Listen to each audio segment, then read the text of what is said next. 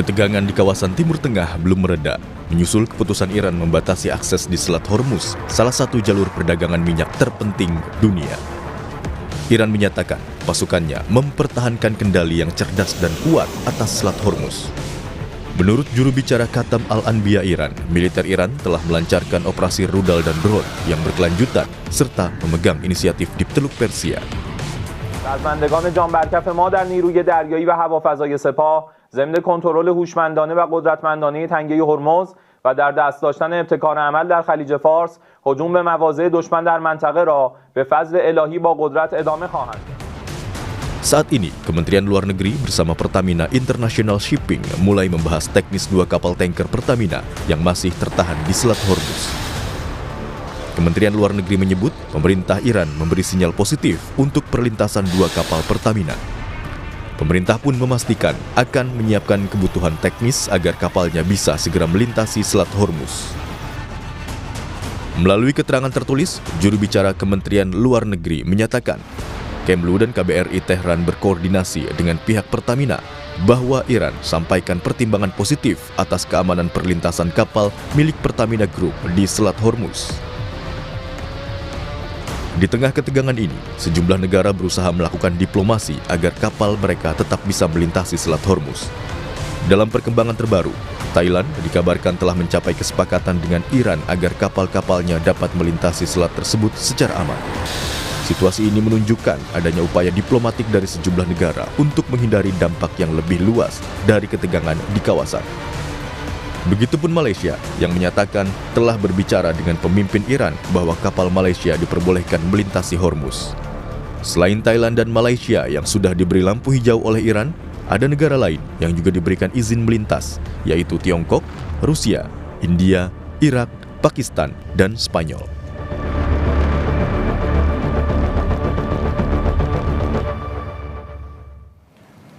Pemerintah terus berupaya agar kapal milik Pertamina dapat keluar melintasi Selat Hormuz. Hingga kini diplomasi dan negosiasi intensif terus dilakukan dengan Iran. Bagaimana upaya maksimal agar kapal Indonesia bisa melintasi Selat Hormuz dan negosiasi seperti apa yang harus dilakukan Indonesia. Kita bahas bersama dosen hubungan internasional Presiden University, Teguh Reza Syah yang sudah bergabung dari sambungan Zoom. Selamat pagi Pak Teguh. Selamat pagi Bremana, selamat pagi Indonesia, salam dari Bandung. Baik, Pak Teguh, ini sejumlah negara sudah dapat izin melintasi Selat Hormuz. Kalau negara tetangga kita sudah ada Malaysia dan juga Thailand, ini katanya sudah bisa tuh ya melewati Selat Hormuz gitu. Tapi kita sejauh ini baru dapat sinyal positif. Nah, kemungkinan apakah kita bisa dapat izin tersebut dalam waktu dekat, Pak Teguh? Saya mencoba berpikir positif ya, karena saya pikir pemerintah Indonesia memiliki hubungan baik dengan Iran, baik di tingkat bilateral, regional, dan global. Juga kita sadar jika Iran ini tidak main-main dengan larangan kapal itu keluar masuk Selat Hormuz, karena sudah banyak kapal yang dikaramkan oleh Iran ataupun ditembak. Kemudian izin keluar kapal Pertamina dari Selat Hormuz ini sangat penting bagi pembangunan nasional Indonesia. Ya, kita sangat terdampak krisis di Timur Tengah ini, dan ini saya pikir pihak Iran sangat tahu persis. Kemudian biasanya akan ada take and give yang dirahasiakan karena negara-negara itu saling mempelajari keberhasilan satu sama lain. Karena kita juga sudah tahu sudah ada sekitar 18 sampai 20 kapal yang yang diproses oleh Iran, ada yang masih tertahan, ada yang bisa keluar, dan ada yang juga sudah dimonitor terus untuk sampai keluar. Dan kita tahu persis bahwa untuk keluar masuk Hormuz itu sangat mahal, ada aturan mainnya, dan Islamic Revolutionary Guard Corps itu sangat hati-hati dengan memberikan izin. Dan ada biayanya, dan untuk itu kita sudah tahu persis kapal komersial besar itu berapa biayanya, kapal pesiar itu berapa, kapal pribadi berapa, dan juga kapal yang memuat minyak dalam jumlah besar itu sangat besar juga biayanya. Dan untuk itu saya sangat berharap negosiasi kita dengan pemerintah Iran itu negosiasinya lintas kementerian ini. Saya perhatikan Kementerian Luar Negeri bertugas, Kementerian ESDM bertugas, Sekretariat Negara bertugas, dan kedutaan besar kita di Teheran bertugas. Dan ini sangat penting, dan kita doakan bersama agar 2 kapal Pertamina ini bisa tiba di Indonesia dengan selamat. Tapi kalau kita melihat sudah ada negara tetangga kita dua, Malaysia dan juga Thailand yang sudah lebih dulu mendapatkannya gitu, Pak Teguh. Apakah Anda menilai mungkin kita telat atau diplomasi kita kurang efektif gitu untuk bisa melobi biar dapat izin? Ini sesuatu hal yang dirahasiakan oleh pemerintah Indonesia ya, karena negosiasi itu sangat sangat spesifik sifatnya. Kemudian juga kemudian kemungkinan juga kapal masing-masing negara itu saling melihat bagaimana keberhasilan negara lain ya. Tapi saya melihat ada sebuah kendala ya, karena ada kapal Iran yang saat ini tertahan di Indonesia. Itu namanya kapal itu adalah MT Arman 114. Itu sudah ditangkap oleh Bakamla RI di Laut Natuna tanggal 11 Juli 2023 silam dan sudah dilelang dengan nilai sekitar 1,1 triliun. Dan saya pikir untuk mengeluarkan kapal kita ini perlu ada perhatian khusus bagaimana Iran melihat keseriusan kita menangani kapal Iran yang saat ini tertahan di Indonesia. Apakah kalau dengan demikian, kalau kita tidak bisa mengembalikan kapal Iran tersebut juga kita tidak akan dapat izin gitu, Pak Teguh? Saya pikir inilah kemampuan kita bernegosiasi dengan berbasis pada hukum internasional ya, dan juga aturan-aturan keluar masuk yang dibuat oleh IMO, International Maritime Organization. Dan untuk itu ya kita harus sadar pada hukum internasional, kemudian kita juga sadar pada aturan masuk keluar masuk itu. Misalnya untuk keluar masuk Hormuz itu memang ada persyaratan khusus, misal persyaratan kepabeanan, kemudian protokol-protokol bahwa kapal itu tidak memuat barang-barang berbahaya, kemudian identifikasi sinyal, kemudian adanya pengawalan dari Angkatan Laut Iran, kemudian juga kita harus berpikir adanya alternatif rute-rute, kemudian persetujuan dengan penggunaan sinyal-sinyal, kemudian kita sadar akan ada risiko yang tinggi, kemudian ada potensi keributan akibat serangan Amerika Serikat di sekitar di luar Hormuz. Ini adalah hal-hal yang kita harus kuasai, dan untuk itu saya pikir kita harus mengedepankan kedekatan kita dengan Iran juga. Jadi kita bermain di banyak papan catur hukum internasional, papan catur ekonomi dan perdagangan, papan catur pertahanan dan keamanan. Kemudian keberhasilan kita melakukan banyak kinerja dengan pemerintah Iran selama ini. Misalnya kunjungan-kunjungan diplomatik kita ke sana, kunjungan diplomatik dia ke sini, kemudian pertemuan bilateral yang khusus Indonesia-Iran, ataupun pertemuan bilateral di level PBB, di level OKI, di level D8, di level BRICS. Ini semua harus terdata dengan baik, dan untuk itu ini menjadi kekuatan kita untuk meyakinkan Iran bahwa mohon kapal kami Anda pulangkan, dan untuk itu kami akan taat pada hukum internasional, dan perihal kapal Anda yang tertahan di Indonesia itu sedang diproses oleh pemerintah Indonesia, dan bila kemungkinan nanti akan dimintakan dengan amat sangat oleh pihak Iran, ya tentu kita juga hendaknya harus memahami aspirasi mereka. Oke, tapi selain mungkin tadi soal kapal MT Arman 114 gitu, Pak Teguh, adakah mungkin halangan lain yang kemungkinan bisa menghambat Iran memberikan izin ke kita, misalnya komunikasi kita dengan negara Amerika Serikat beberapa hari atau beberapa waktu terakhir ini, Pak?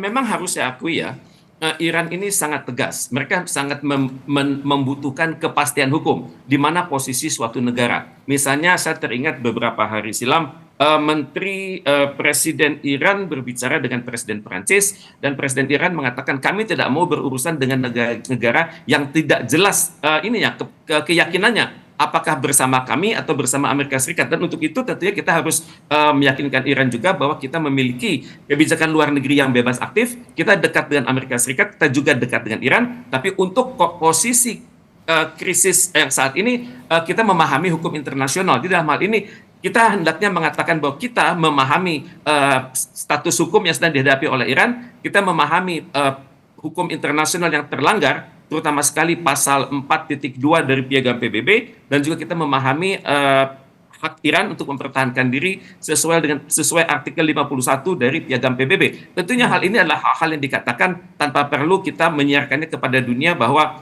kita memahami posisi Iran dan kita mengkritisi Amerika Serikat, dan tentunya juga kita harus mengatakan jurus-jurus apa yang akan Indonesia keluarkan untuk membantu penyelesaian krisis ini. Misalnya bagaimana hubungan kita dengan Pakistan, negosiasi kita dengan Pakistan dan Turki, kemudian bagaimana posisi yang akan dibuat Indonesia pada KTT D8 yang tertunda itu, dan kalaupun tertunda itu bagaimana posisi Iran, apakah Iran dapat memberikan saran-saran tindak, kemudian juga bagaimana rencana Indonesia bekerja di Majelis Umum PBB dan juga di Dewan Keamanan PBB lewat mitra-mitra kita yang berada di sana. Ini tentunya harus kita bukakan, sehingga dengan demikian Iran tahu bahwa walaupun Indonesia berada di tengah-tengah, tapi secara batin kita dekat dengan mereka. Oke, upaya meyakinkan Iran bahwa Indonesia ada di tengah-tengah, tapi juga tidak tidak condong ke salah satu ataupun tidak jelas posisinya. Tapi daya tawar apa sih Pak yang paling kuat yang bisa kita ajukan gitu ke Iran? Ini loh, saya punya ini, please buka Selat Hormuz buat kita. Apa sih Pak yang bisa kita dorong gitu ke Iran?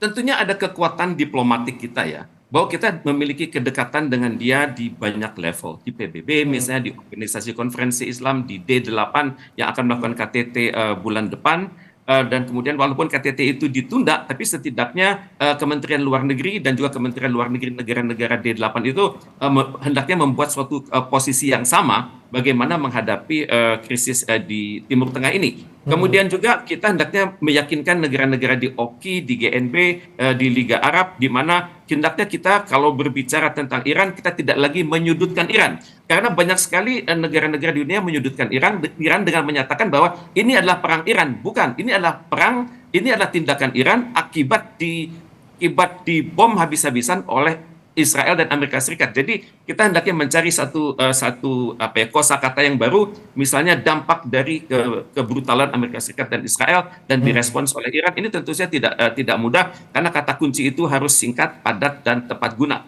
Jadi itu adalah hal-hal yang kita hendak kita ajukan, dan juga kita hendaknya mengatakan kepada Iran bahwa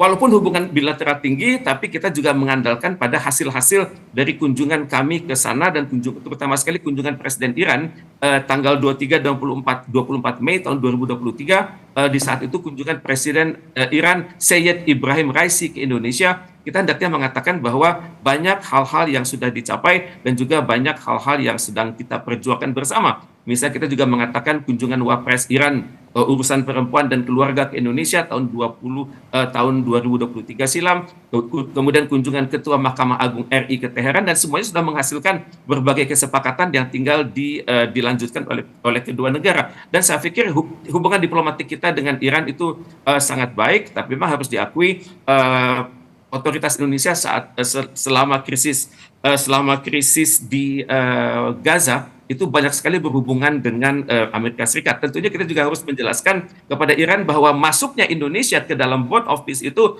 tidaklah berarti menanggalkan kebijakan luar negeri kita yang bebas aktif. Justru keberadaan kita di board of peace itu adalah membuktikan kepada masyarakat Palestina bahwa kita bergerak secara normal di PBB dan juga bergerak secara luar biasa di board of peace tersebut. Dan untuk itu diperlukan komunikasi yang lanjutan dan juga ketegasan Indonesia untuk berada bersama Iran secara psikologis, dan juga tapi juga secara politik kita benar-benar bebas dan aktif bersahabat dengan Amerika Serikat dan juga bersahabat dengan Iran. Baik. Mungkin selain komunikasi kita dengan Iran gitu ya, tadi secara diplomatis, kemudian meyakinkan secara psikologis Iran bahwa kita netral, kita bebas aktif. Selain itu Pak, mungkin apakah kita bisa mengikuti cara-cara yang dilakukan Malaysia, misalnya juga mendekati negara-negara lain seperti Mesir dan juga Turki gitu, karena toh terbukti mereka dapat duluan izinnya. Dalam urusan diplomatik ini memang kita harus membuka semua jalur ya. Kita hendaknya mengingat juga bahwa Iran ini tidak main-main. Kita harus hati-hati sekali karena kalau berbicara hukum internasional, terutama di perihal Hormuz ini sudah banyak kapal yang diserang oleh Iran karena mereka dianggap membalelo ya. Misal kapal Thailand sudah, kapal Jepang sudah, Marshall Island sudah, Liberia sudah, kemudian kapal dari Uni Arab Emirat sendiri sudah, kemudian kapal berbendera Amerika Serikat, kapal berbendera Marshall Island, berbendera Panama, berbendera Malta, berbendera Honduras, itu semua sudah diberlakukan aturan hukum. Kemudian juga dalam urusan dialog kita lebih lanjut, kita hendaknya juga berbicara dengan negara-negara di sekitar Iran, karena tidak mustahil akan ada berbagai skenario lanjutan. Misalnya dari Iran kita sudah lolos, tapi nanti mendadak ada aksi dari negara-negara besar di sekitar itu sehingga memaksa Iran bergerak dengan peluru kendalinya. Ini tentunya sesuatu hal yang kita harus waspadai. Kemudian karena perjalanan dari Selat Hormuz ke Malaka itu panjang ya, itu sekitar 3.000 mil laut, itu melewati rute-rute Arabian Sea, Indian Ocean, dan untuk itu kita harus bersahabat juga dengan negara-negara di Arabian Sea dan Indian Ocean, karena jangan sampai nanti lolos dari Iran, kita bersalaman dengan Iran, urusan selesai, tapi ternyata ada juga ledakan nanti di daerah Arabian Sea dan Indian Ocean. Mohon kita ingat bersama bahwa banyak sekali basis-basis militer Amerika Serikat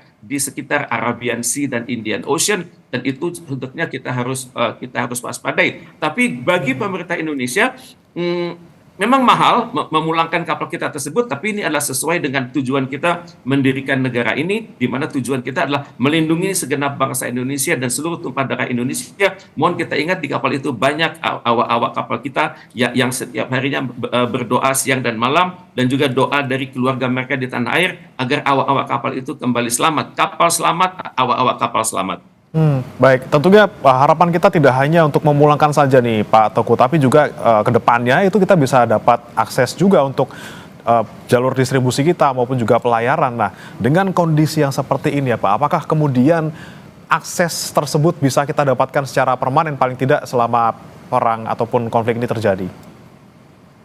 Untuk itu kan kita harus menempatkan diri pada posisi Iran kan, di mana Iran sudah memberikan daftar negara-negara yang dia perlakukan secara istimewa kan, seperti Rusia, China, India, Pakistan, itu sudah diberikan hak-hak istimewa untuk keluar masuk, walaupun nanti ujung-ujungnya bayar juga kan, dan harus diakui pembayar keluar masuk Selat Hormuz ini ada lebih murah daripada Panama Canal. Dan untuk itu kita hendaknya bernegosiasi dengan Iran dari hati ke hati, agar rumusan yang diberikan kepada Indonesia itu benar-benar khas untuk Indonesia. Ya mungkin yang perlu kita lakukan adalah saat ini kita tahu Pakistan dan Turki bekerja keras untuk mengupayakan perdamaian. Tapi kita juga tahu bahwa posisi Iran adalah sedang unggul saat ini. Mereka sudah bisa bertahan sampai 1 bulan, dan perang peluru kendali ini berjalan terus, dan bagi Iran ini adalah suatu jihad fisabilillah. Ini tentunya ada hal-hal yang kita harus kemukakan kepada Iran, dan juga kita hendaknya berinisiatif bahwa Indonesia akan menggerakkan seluruh daya upaya, seluruh kontak-kontak diplomatik kita di level bilateral, regional, dan global agar terlahir sebuah resolusi yang kuat di Majelis Umum PBB dan Dewan Keamanan PBB, dan itu hendaknya kita komunikasikan terus dengan Iran, bahwa posisi Iran adalah pihak yang benar secara hukum internasional. Iran adalah negara yang dizolimi oleh Amerika Serikat dan Israel, dan juga PBB tampaknya sangat sangat lemah sikapnya, dan untuk itu tentunya kita juga harus mengatakan kepada Iran bagaimana rencana strategi diplomasi Indonesia ke depan. Misalnya kita bisa mengatakan bahwa kita bisa saja menggalakkan diplomasi kota agar kota-kota di dunia ini, kalau sekiranya sulit berhubungan dengan pemerintah Amerika Serikat, tapi kita bisa berhubungan dengan negara-negara bagian di Amerika Serikat. Kita juga hendaknya mengatakan kalau sudah begini terus kita semua rugi, di mana Anda dibuatkan rugi, dan kami mengerti mengapa Anda bersikap seperti itu di Selat Hormuz, dan tentunya kita juga harus membuka truf-truf Indonesia di masa depan, misalnya bagaimana reformasi di Dewan Keamanan PBB dan juga reformasi di PBB secara keseluruhan. Dan untuk itu ya kalau bersama Iran kita harus terbuka, karena kita tahu mereka memiliki peradaban yang sudah sangat tua, 4.000 tahun, jauh lebih tua daripada Amerika Serikat, jauh lebih tua daripada Indonesia. Karena itu mereka lebih memahami hal-hal menyangkut filsafat dan budaya internasional. Tentunya dengan bicara hati ke hati, jika melihat kondisi Iran saat ini ya seperti itu Pak, apakah kemudian kuncinya ini kita harus memang fokusnya ke dubes Iran yang ada di Indonesia memang untuk melakukan komunikasi ini? Harus diakui bahwa sesuai dengan Vienna Convention on Diplomatic and Consular Relations, maka kedutaan besar kita di Teheran punya tanggung jawab besar, kedutaan besar Iran di Indonesia juga punya tanggung jawab besar, terutama sekali dalam aspek responsibility, kedua protect, kemudian aspek negosiasi, kemudian promosi dan proteksi. Ini harus kita berharap agar kedubes Iran itu dapat secara optimal menjalankan fungsi-fungsinya, dan kalau perlu mereka juga kita izinkan berada di berbagai kementerian untuk melakukan konsultasi, terbuka pintu bagi Duta Besar Iran untuk berada untuk berkunjung ke berbagai provinsi di Indonesia. Kemudian juga hal yang sama juga kita mintakan, karena ini harus reciprocal. Kita memberikan keleluasaan pada kedubes Iran di sini, dan juga pemerintah Iran memberikan keleluasaan pada kedubes kita di sana. Dan juga tentunya kita harus yakin bahwa kegiatan kedutaan besar di masing-masing ibu kota tersebut adalah sesuai dengan hukum internasional, dan mereka tidak akan menyalahgunakan keistimewaan tersebut.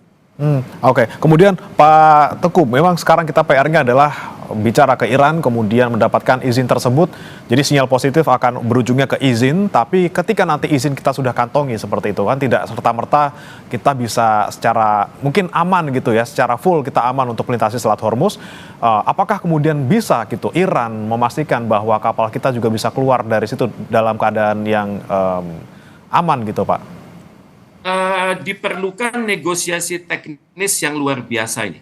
Kita perlu tim negosiator Indonesia itu harus sangat kuat secara hukum internasional, kemudian juga sangat kuat secara budaya. Syukur diplomat kita itu bisa berkomunikasi dalam bahasa Parsi. Kita memahami sendiri kesulitan Iran saat ini, misalnya bagaimana tingkat kesulitan ekonominya sejak adanya krisis ini, kemudian juga bagaimana kita hendaknya juga melibatkan masyarakat Indonesia untuk berhubungan dengan saudara-saudari mereka di Iran tersebut. Ini hendaknya kita bergerak secara sangat spesifik, bukan diplomasi yang normal. Ini adalah diplomasi yang luar biasa. Memang diplomasi total ini memerlukan kinerja, bukan hanya kementerian, lembaga, presiden, lebih dari itu, tapi juga masyarakat di Indonesia, masyarakat agama di Indonesia, kota-kota di Indonesia, kampus-kampus di Indonesia, hendaknya menunjukkan solidaritas bahwa kita tidak melihat Iran, kita melihat Iran secara hukum internasional, dan kita memahami kesulitan dihadapi oleh Iran, dan kita hendaknya menggunakan segala daya upaya untuk mendukung